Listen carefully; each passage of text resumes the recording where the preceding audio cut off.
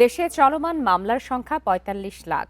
বাধ্যতামূলক মধ্যস্থতায় ১ বছরে এই সংখ্যা ২০ লাখে আনা হবে বলে জানিয়েছেন আইনমন্ত্রী মোহাম্মদ আসাদুজ্জামান। এ বিষয়ে আলোচনা করতে এই মুহূর্তে আমাদের সঙ্গে যোগ দিয়েছেন সুপ্রিম কোর্ট বার অ্যাসোসিয়েশনের সভাপতি ব্যারিস্টার মাহবুব উদ্দিন খোকন। ব্যারিস্টার মাহবুব উদ্দিন খোকন, আপনাকে স্বাগত জানাচ্ছি ইন্ডিপেন্ডেন্ট টেলিভিশনে।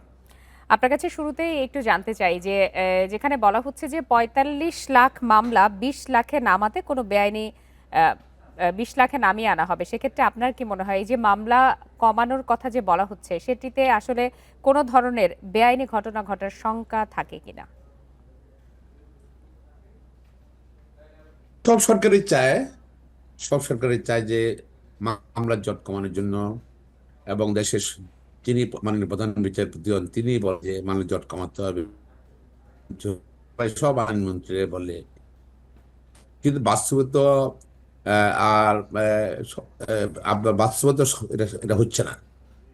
এটা হচ্ছে না কতগুলো কারণ। আপনার কতগুলো মিথ্যা মামলা যদি বন্ধ না হয়, মিথ্যা মামলা বন্ধ না হয় মামলা জট কমবে না, যতই আমরা চেষ্টা করি না কেন, কোনো লাভ নেই।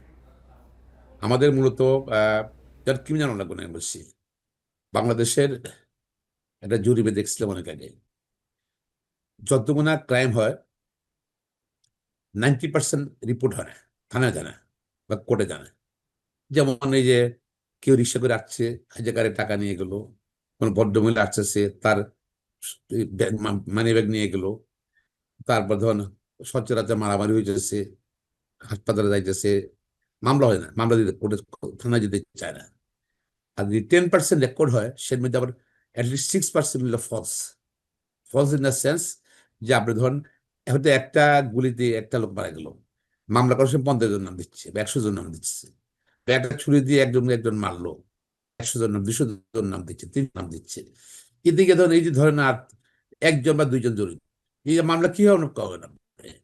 আর আগে ছিল আপনার কি গায়ে মামলা, কত 17 ইয়ার্স, আর এখন ওই ট্রেন্ড এখন ফার্স্ট ফর্মের ট্রেন্ড আছে। আপনি কিভাবে আশা করেন সিভিল কেস গুলো একই অবস্থা। সিভিল কেস গুলো এটা ধরেন এক বছরের বছর ঘুরতেছে, যুগের পর যুগ ঘুরতেছে, কিন্তু এগুলো এগুলো ধরেন আপনার আহ হোক আর না হোক, ঠিক আছে, এটা মামলা পেন্ডিং আছে। অনেকে এটা এই মামলা দেখে দেখাতে জমি দখল করে আসছে, বা জমি দখল করছে, জোর করে দখল করছে, একটা মামলা দিয়েই মামলা পেন্ডিং আছে, সাবজুডিস ম্যারেজ, সুতরাং আমার উচিত করা যাবে না। কি অনেক অনেকভাবে ডিভাইস। আমি আমরা প্র্যাকটিক্যালি যা দেখি, থিওরিটিক্যালি ভালো, সাউন্ডস গুড, শুনতে ভালো শোনা যে মামলা কমায় ফেলবে। আর 10টা জেলায় যে সরকার চেষ্টা করতেছে, বলছে যে 10টা এডিআর এর মাধ্যমে, অল্টারনেট ডিসপিউট রেজলিউশন রেজলিউশনের মাধ্যমে, অর্থাৎ আমার ইয়ের মধ্যে আরবিট্রেশনের মাধ্যমে শেষ সেটেল করতে চায়।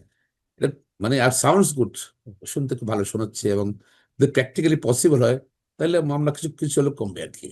তবে আমি মনে এগুলোর রুট হলো তো মূলত বাংলাদেশের এই মামলাগুলোর রুট হলো যে ফলস মামলা, সিভিল বলেন ক্রিমিনাল বলেন। যেগুলোতে আপনি ধরুন আরেকটা জায়গা যে মামলাগুলো আছে আউট অফ প্রপার্টি, কারণ ক্রিমিনাল মামলা আউট অফ প্রপার্টি থেকে আছে, দেন দারিদ্র থেকে অনেক সময় আপনার মামলাগুলোর সৃষ্টি হয়। আপনার একটা ছোট একটা 1 বিঘা মানে জমি এদিক সেদিক হয়ে গেল, 1 ফিট এদিক সেদিক হয়ে গেল, মার্ডার হয়ে যাচ্ছে।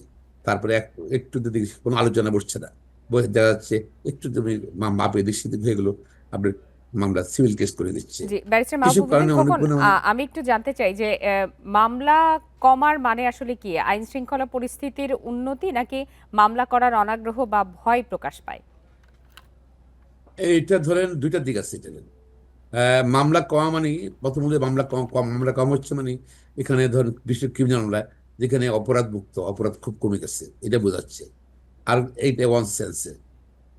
আরেকটা হলো যে আপনার মামলা ধরেন আইন শৃঙ্খলা পরিস্থিতির উন্নতি আছে, এটা বোঝাচ্ছে। আরেকটা হচ্ছে, আরেকটা সিচুয়েশন হচ্ছে যে সিভিল কেস গুলো সেইটাগুলো কি করবেন আপনি, সেগুলো এরকম ডিসপুট থাকে।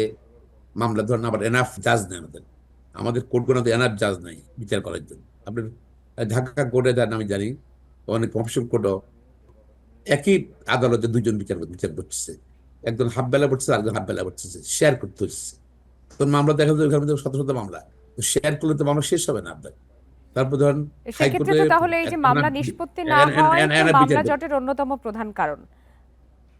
তার এনাফ বিচারপতি নেই হাইকোর্টে, সুপ্রিম কোর্টে আপিল এনাফ বিচারপতি নেই, তারপরে মামলা কি হবে, জট কমিশন কি হবে, আবার বিচারক নেই, বিচারপতি নেই। তাই মনে করলে এটা ধরেন শুনতে ভালো শোনায়, প্র্যাকটিক্যালি বাস্তব কত বাস্তব করতে পারবে, আই মিন ডাউট। আপনার কাছে আরেকটি বিষয় জানতে চাই যে আমি যেটা বলছিলাম যে মামলার নিষ্পত্তি করাই তো আসলে মামলা জট কমানোর সবচেয়ে ভালো উপায়। বলেন। আপনার অভিজ্ঞতা নিশ্চয়ই এ বিষয়ে আরো বেশি, আপনি সেটি আরো নিরপেক্ষভাবে বা পুঙ্খানুপুঙ্খভাবে বলতে পারবেন। কিন্তু মামলা যারা করতে চায়, যারা আসলে ভুক্তভোগী, তারা আসলে মামলা না করে কিভাবে মধ্যস্থতা আগে করতে পারেন, আপনার কি মনে হয়? না, মধ্যস্থ যে কোনো সিচুয়েশন মধ্যস্থ করতে পারেন, এই মামলার পর্যায়ে এক পর্যায়ে